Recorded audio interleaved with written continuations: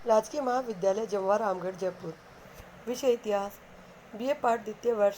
प्रथम प्रश्न पत्र। मैं सुनीता फुलवारिया, सहायक आचार्य इतिहास, ऑनलाइन क्लासेस में आपका स्वागत करती हूँ। हम अध्ययन कर रहे थे भारत में तुर्की आक्रमण के अंतर्गत मोहम्मद गोरी का आक्रमण। हमने पिछले क्लास में मोहम्मद गोरी के बारे में चर्चा की। मोहम्मद गोरी की चर्चा के बाद हमने मोहम्मद गोरी के आक्रमण के समय भारत की राजनीतिक दशा पर चर्चा की। आज हम जो चर्चा कर रहे हैं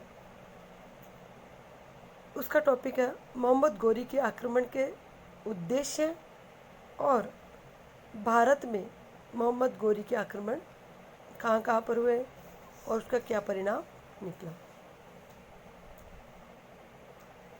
हम भारत में मोहम्मद गोरी के आक्रमण के उद्देश्यों की बात करें तो भारत में सबसे मोहम्मद गोरी के आक्रमण का सर्वप्रथम उद्देश्य था भारत में साम्राज्य का विस्तार करना, पंजाब के गजनी वंश का अंत करना, धन संपत्ति को प्राप्त करना, धर्म प्रचार करना और इस्लामी जगत में प्रतिष्ठा प्राप्त करना। इन उद्देश्यों से प्रेरित होकर मोहम्मद गोरी ने भारत पर आक्रमण किया। साम्राज्य का विस्तार करना, इसके अंतर्गत मोहम्मद गोरी एक साहसी और महत्वाकांक्षी शासक था। गजनी के छोटे से राज्य और सीमित साधनों से उसे संतोष नहीं हो सकता था। वह महमूद गजनवी की भांति एक विशाल साम्राज्य की स्थापना का स्वप्न देखता था। गजनी के पश्चिम और उत्तर की ओर साम्राज्य विस्तार की उसे अधिक आशा नहीं थी, क्योंकि उसी के समान शक्तिशाली महत्वाकांक्षी शासकों का वहाँ शासन था। अब उसके पास पूर्वी मार्ग ही बचा था। यहाँ की राजनीतिक परिस्थितियाँ भी उसके अनुकूल थीं, क्योंकि उस समय भारत में राजनीतिक, सैनिक और सामाजिक परिस्थितियाँ गौरी के अनुकूल थीं। अतः उसके आक्रमणों का मुख्य उद्देश्य अपने साम्राज्य का विस्तार करना था। गजनी वंश का अंत करना। पंजाब में गजनी वंश का शासन था। गजनी वंश और गौरी वंश की शत्रुता लंबे समय से चली आ रही थी। यद्यपि गौरी वंश ने उनके पैतृक गजनी राज्य को जीत लिया था, परंतु पंजाब पर अभी भी गजनी वंश का शासन था। गौरी अपने शत्रु को जड़ से उखाड़ के फेंक देना चाहता था। इसके गौरी को इस बात का भय था कहीं तीनों मुस्लिम राज्य पंजाब, मुल्तान और सिंध संगठित होकर गजनी पर आक्रमण कर दिया तो मोहम्मद गोरी की स्थिति संकटप्रद हो सकती है गजनी में। ऐसी स्थिति में वह पूर्व में पंजाब की गजनी वंश को समाप्त कर देना चाहता था। तीसरा कारण हम बता रहे हैं, धन संपत्ति को प्राप्त करना। मध्य एशिया की संघर्षपूर्ण राजनीति में अपने अस्तित्व को बनाए रखने तथा महत्वपूर्ण भूमिका निभाने के लिए एक शक्तिशाली सेना की आवश्यकता थी, क्योंकि उसके शत्रु राज्यों खुरासान, ख्वारिज्म आदि शक्तिशाली राज्य थे। शक्तिशाली सेना के लिए अपार धन की आवश्यकता थी। यह धन उससे भारत से प्राप्त किया जा सकता था, क्योंकि भारत अपनी धन संपदा के लिए विख्यात था। धर्म प्रचार करना। कुछ मुस्लिम विद्वानों के अनुसार मोहम्मद गोरी गैर इस्लामिक देशों में इस्लाम का प्रचार प्रसार करना, मूर्ति पूजकों को बलपूर्वक मुसलमान बनाना, मंदिरों और मूर्तियों का विध्वंस कर इस्लाम की सेवा करना अपना पवित्र कर्तव्य समझता था। क्योंकि भारत गैर मुसलमानों एवं मूर्ति पूजकों का देश था, अतः यह देश उसके लिए विशेष आकर्षण का केंद्र था। कुछ इतिहासकारों का मानना है कि वह साहसी सैनिकों को बिना किसी विशेष प्रयास के अपनी सेना में भर्ती करना चाहता था, इसलिए उसने भारतीय आक्रमण को जिहाद का रूप दिया। अन्यथा उसकी सेना में कुछ मूर्ति पूजक सैनिक भी थे।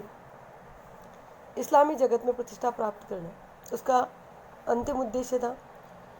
गौर के छोटे से राज्य को उदित हुए अभी अधिक समय नहीं हुआ था, अतः इस्लामी जगत में उसकी विशेष सम्मान नहीं था। गौरी अपने वंश को प्रतिष्ठा दिलाना चाहता था। इसके लिए साहसिक कार्यों के द्वारा साम्राज्य का विस्तार और वैभव एवं ऐश्वर्य की वृद्धि आवश्यक थी। भारतीय आक्रमणों से इन दोनों की पूर्ति हो जाने की संभावना थी। संक्षेप में हम कह सकते हैं कि मोहम्मद गौरी के आक्रमण का उद्देश्य राजनीतिक था। उसने भारत की तत्कालिक कमजोरियों का लाभ उठाकर मुस्लिम राज्य की स्थापना करना चाहता था। यही उसका मुख्य उद्देश्य था, अन्य सभी उद्देश्य उसके गौण थे। गौरी का भारत आक्रमण। गौरी ने भारत पर आक्रमण 1175 में प्रथम आक्रमण मुल्तान के खिलाफ और अंतिम आक्रमण खोखरों के खिलाफ किया। 15 मार्च 1206 के दिन भारत में तुर्की राज्य के संस्थापक की जीवन लीला समाप्त हो गई। प्रथम आक्रमण 1175 में उसका मुल्तान के खिलाफ था। मुल्तान पर आक्रमण किया। मुल्तान की पश्चिमोत्तर सीमा मुल्तान राज्य सबसे दुर्बल राज्य था। वहाँ पर इसे आसानी से पराजित किया जा सकता था।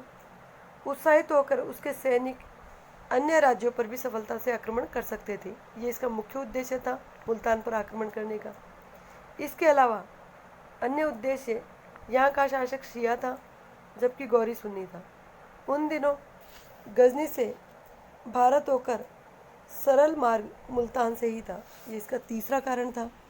मुल्तान पर अधिकार कर लेने के बाद वह अन्य प्रदेशों पर आसानी से बढ़ सकता था, इसलिए उसने सर्वप्रथम आक्रमण मुल्तान पर किया। गौरी ने बिना किसी प्रतिरोध के मुल्तान के शासक को परास्त कर दिया। कट्टर शिया अधिकारियों और धर्माचार्यों को मुल्तान से निष्कासित कर दिया और मुल्तान की शासक व्यवस्था अपने अधिकारियों को सौंपकर वह वापस चला गया। कुछ दिनों बाद उसने सिंध पर आक्रमण किया। सिंध सामरिक केंद्र उच्च पर आक्रमण किया। उच्च पर हिंदू शासक का अधिकार था। फरिश्ता के अनुसार यह राजपूतों का शासन था। यहाँ की रानी मोहम्मद के वचनों में फंसकर अपने पति को मरवा डाला। इसके बाद गौरी ने सुगमता के साथ दुर्ग एवं नगर पर अधिकार कर लिया, परंतु आधुनिक इतिहासकार इस मत को स्वीकार नहीं करते। ऐतिहासिक खोजों से सिद्ध हो चुका है कि उन दिनों सिंध एवं मुल्तान के किसी भाग पर राजपूतों का शासन नहीं था। संभवतः मोहम्मद ने दुर्ग रक्षक मुस्लिम सरदार के विश्वासघात करके उच्च पर अधिकार कर लिया। इसके बाद शेष सिंध को जीतने का प्रयास किया। 1182 तक संपूर्ण सिंध पर उसका अधिकार हो गया और सिंध का सुप्रसिद्ध बंदरगाह देवल भी उसके अधिकार में आ गया। इस प्रकार महत्वपूर्ण क्वेश्चन बनता है कि सिंध का प्रमुख बंदरगाह कौन सा था मोहम्मद गौरी के समय। नेक्स्ट उसका आक्रमण था गुजरात पर आक्रमण। गुजरात पर मोहम्मद गौरी ने आक्रमण 1178 में किया। गौरी सोचता था कि गुजरात को आधार बनाकर वह पूर्वी एवं पश्चिमी राजस्थान को सरलता से जीत सकेगा और पूर्वी राजस्थान के मार्ग से गंगा यमुना के दोआब में घुसने का मार्ग भी मिल जाएगा। राजस्थान को आधार बनाकर वह पंजाब के गजनी वंश को नष्ट करने में भी सफल हो सकेगा। इसके अलावा गुजरात की विपुल धन संपदा भी उसके लूट का प्रबल आकर्षण का केंद्र थी। गौरी पूरी तैयारी के साथ राजस्थान के मरुस्थल को पार कर गुजरात पर आक्रमण करने का विचार किया। उसने सेना सहित मरुस्थल को पार कर लिया, आबू के क्षेत्र तक पहुंच गया, परंतु गुजरात का शासक मूलराज अपनी सेना सहित पहले से ही गौरी के सामने आ खड़ा हुआ। लंबी और कष्टप्रद यात्रा से उसकी तुर्क सेना गुजराती सेना के सामने न टिक सकी। और युद्ध क्षेत्र से भाग खड़ी हुई। गौरी भी मैदान से भाग निकला। भारत की भूमि में गौरी की यह प्रथम पराजय थी, परंतु वह निराश नहीं हुआ। उसे अपनी योजना का दोष समझ में आ गया और भारत को जीतने के लिए उसने अगले आक्रमणों का मार्ग बदल दिया। अब उसने पहले पंजाब को जीतने और पंजाब को आधार बनाकर आगे बढ़ने का निश्चय किया। पंजाब पर आक्रमण। जैसे कि हमने पहले बता चुके हैं कि पंजाब में गजनी वंश के अंतिम शासक मलिक खुसरो का शासन था। वह दुर्बल और अयोग्य शासक था। 1179 में गौरी ने पंजाब पर पहली बार आक्रमण किया। पेशावर तथा उसके आसपास के क्षेत्र को पर अधिकार कर लिया। 81 में गौरी ने दोबारा आक्रमण किया। खुसरो ने अब की बार काफ़ी धन देकर अपने पुत्र को गौरी के पास बंधक बनाकर उसे समझौता कर लिया। 1185 में गौरी ने तीसरी बार पंजाब पर आक्रमण किया और सियालकोट तक का प्रदेश जीत लिया। पंजाब की युद्ध प्रिय खोखरो के सहयोग से इन प्रदेशों को अधिकृत करने का प्रयास किया, परंतु उसे सफलता नहीं मिली। 86 में गौरी ने पुनः आक्रमण किया और लाहौर तक जा पहुंचा, परंतु उसे लेने में सफल नहीं हो पाया। विवश होकर गौरी ने अब छल कपट का रास्ता अपनाया और मलिक खुसरो को समझौते और बातचीत करने के लिए निमंत्रण भिजवाया। मलिक को आते ही उसे बंदी बना लिया और गौर भेज दिया, जहां 1192 में उसका वध कर दिया गया। मलिक को बंदी बना लेने के बाद समूचा गजनी राज्य जीतने में उसे किसी विरोध का सामना नहीं करना पड़ा। पंजाब विजय से उसके राज्य की सीमाएं पृथ्वीराज की चौहान की सीमाओं से जाकर मिली। तराइन पर प्रथम आक्रमण। तराइन पर प्रथम आक्रमण 1191 में हुआ था। उस समय पृथ्वीराज चौहान और मोहम्मद गोरी के मध्य का जो संघर्ष का मूल कारण राजनीतिक परिस्थितियां और दोनों की विस्तारवादी आकांक्षा थी। नवोदित शक्तियों की सीमाओं को एक दूसरे से मिला दिया गया। विस्तारवादी और महत्वाकांक्षा के कारण अस्तित्व को नष्ट कर देने की प्रेरणा दी। लाहौर पर अपना अधिकार कर लेने के बाद मोहम्मद गोरी ने 1190 में तबरिंद या सरहिंद पर अधिकार कर लिया और दुर्ग की रक्षा के लिए जियाउद्दीन को 12,000 सैनिकों के साथ नियुक्त किया। सरहिंद का दुर्ग चौहान राज्य की सीमा के काफ़ी निकट था। इस पर गौरी का अधिकार हो जाने से चौहान राज्य के लिए खतरा उत्पन्न हो सकता था। अतः पृथ्वीराज ने गौरी को सरहिंद से खदेड़ने का निश्चय किया और दिल्ली के अपने सामंत गोविंद राज के साथ दिल्ली की तरफ कूच किया। मोहम्मद गोरी को जब सूचना मिली कि पृथ्वीराज चौहान सेना सहित बड़ा चला आ रहा है, तो उसने गजनी लौटने का विचार त्याग दिया और आगे बढ़कर शत्रु से मोर्चा लेने का निश्चय किया। तराइन के ऐतिहासिक मैदान में दोनों पक्ष एक दूसरे के सामने आ डटे। युद्ध आरंभ से ही चौहानों के पक्ष में रहा, जिससे तुर्क सेना में खलबली मच गई, परंतु गौरी ने अपना साहस नहीं खोया। संपूर्ण शक्ति के साथ राजपूतों पर टूट पड़ा। उसी समय दिल्ली का गोविंदराज गौरी के सामने आ गया। गौरी ने उस पर भरपूर शक्ति के साथ आक्रमण किया, जिसे गोविंदराज घायल हुआ। वीर गोविंदराज विचलित हुए बिना कटार से गौरी पर आक्रमण किया। कुछ समय बाद गौरी अचेत होकर घोड़े से गिर गया। एक स्वामी भक्त खिलजी ने उसे देख लिया और कूदकर गौरी को बचाया। सुल्तान को सुरक्षित युद्ध क्षेत्र से बाहर ले गया। गोरी की अनुपस्थिति में तुर्की सेना में खलबली मच गई और वह भाग खड़ी हुई। पृथ्वीराज चौहान ने भागती हुई तुर्क सेना का पीछा नहीं किया। इसके बाद सरहिंद को जाकर घेर लिया।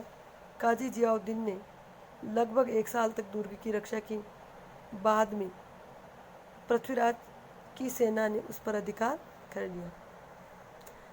तराइन का प्रथम युद्ध पृथ्वीराज चौहान की सैनिक सफलता का चरमोत्कर्ष था और गोरी के लिए यह एक अपमानजनक घटना थी।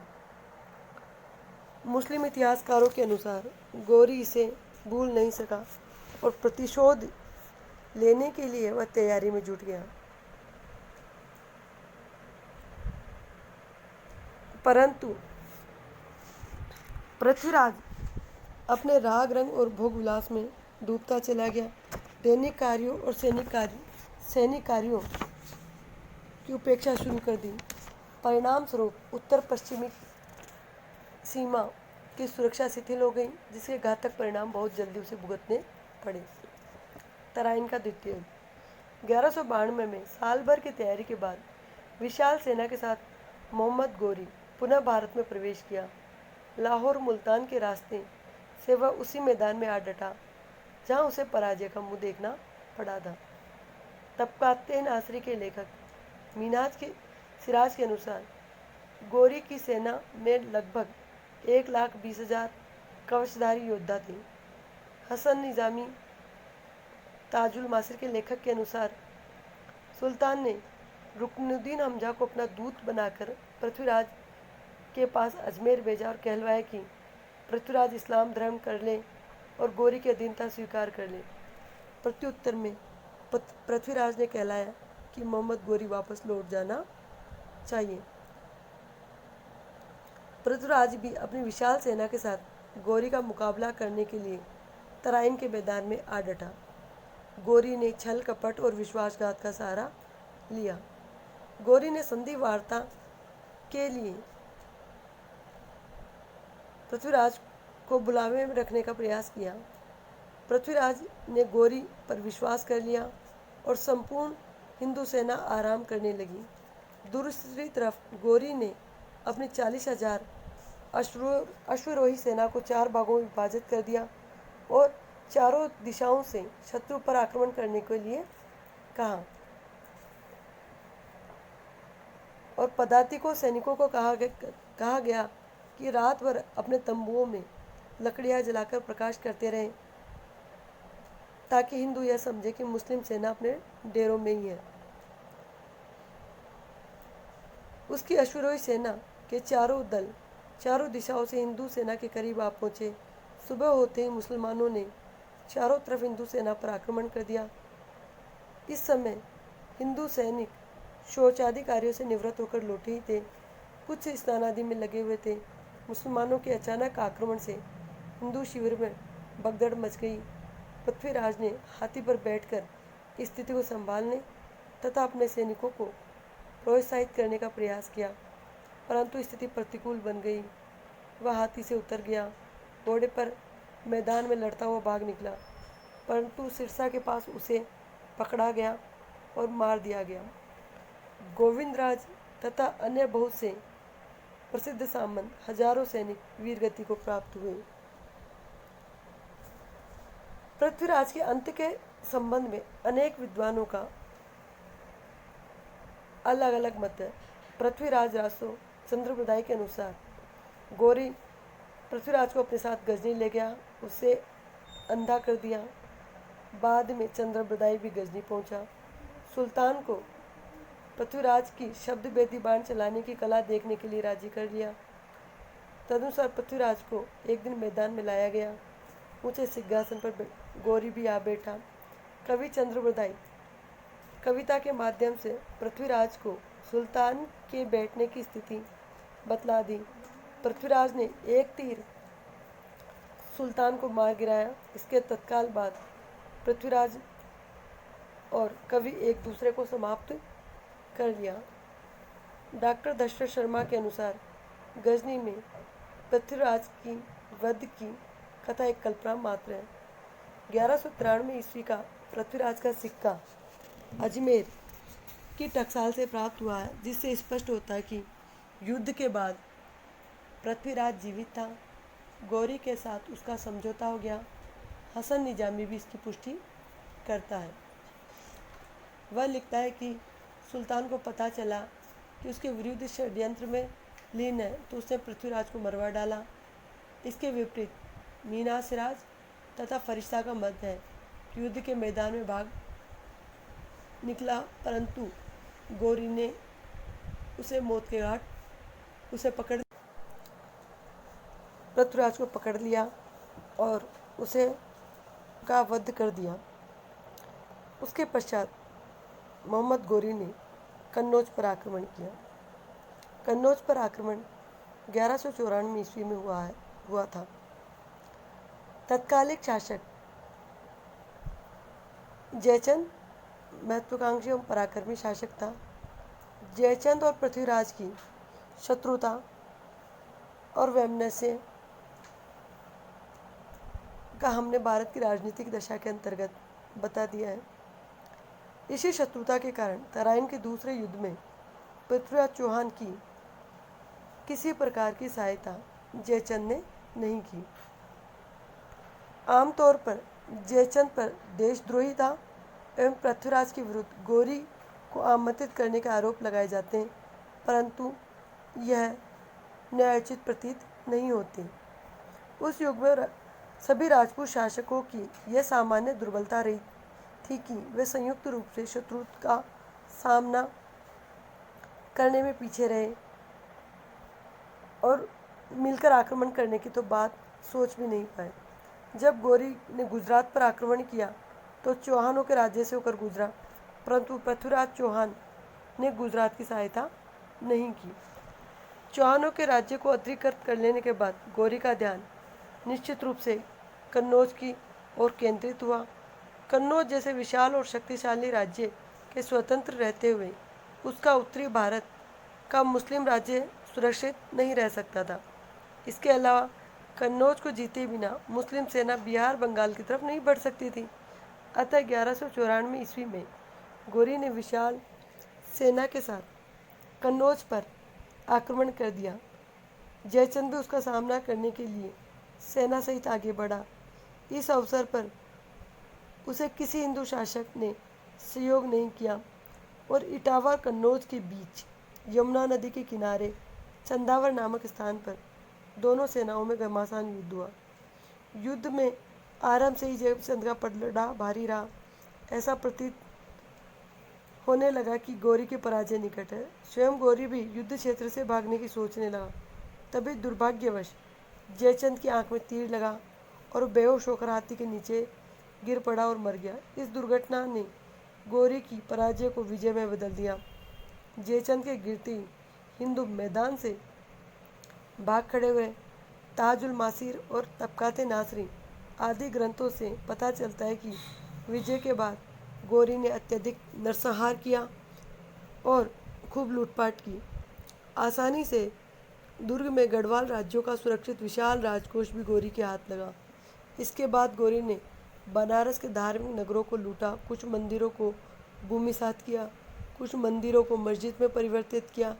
गढ़वाल शासक हार गए, परंतु उनके सामंतों ने 4 वर्षों तक अधिकारियों से संघर्ष जारी रखा, परंतु उन्हें सफलता नहीं मिल पाई। गौरी ने अपने उत्तर भारत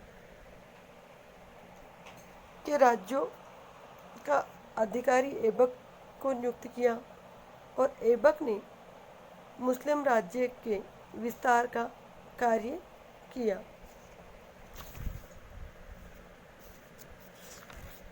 कुतुबुद्दीन ऐबक मोहम्मद गौरी का दास था।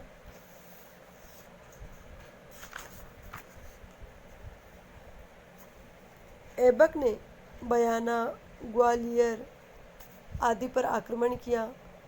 ऐबक के द्वारा जो भी विद्रोही थे उनका सामना किया, विद्रोह को दमन किया और उत्तर भारत में विशाल मुस्लिम राज्य की स्थापना की। ऐबक के द्वारा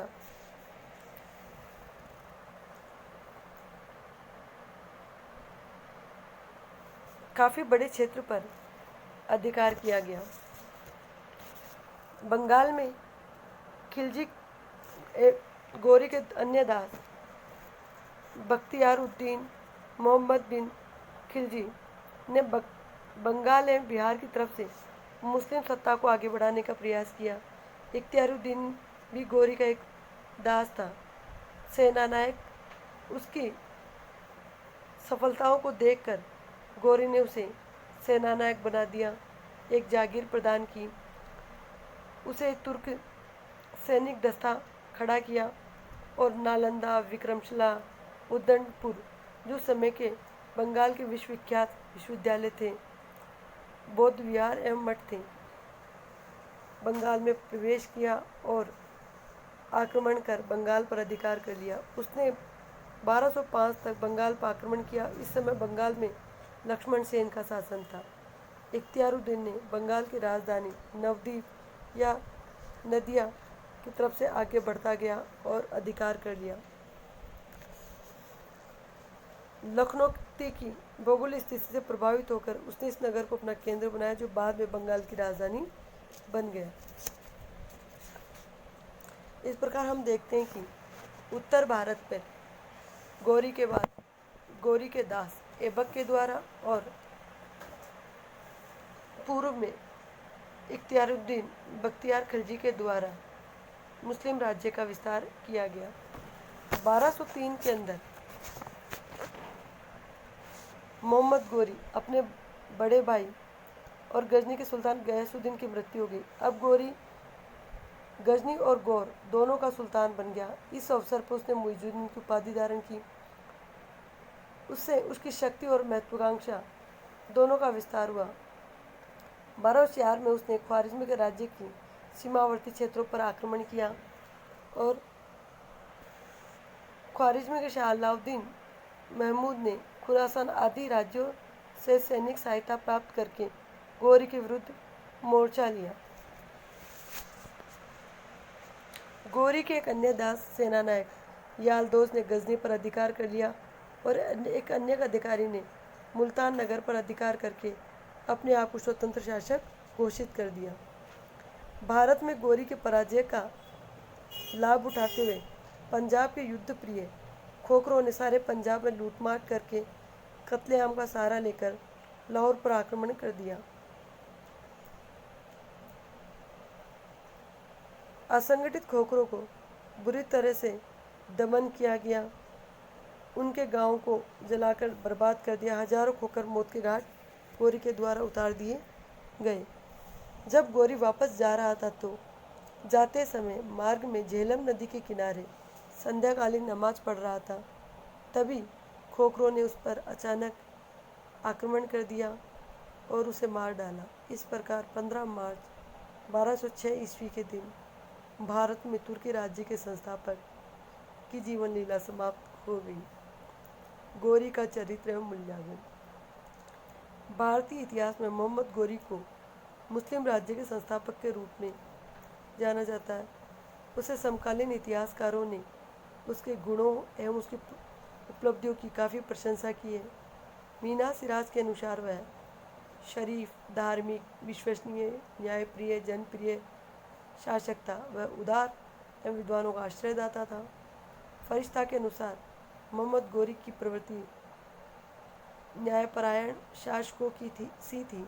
वह ईश्वर से डरने वाला, हृदय से प्रजा की भलाई का ध्यान रखने वाला। वस्तुतः मुस्लिम इतिहासकारों ने उसके चरित्र एवं कार्यों उपलब्धियों का तुलनात्मक दृष्टि से मूल्यांकन नहीं किया गया, परंतु उसके मूल्यांकन की हम बात करें तो उसे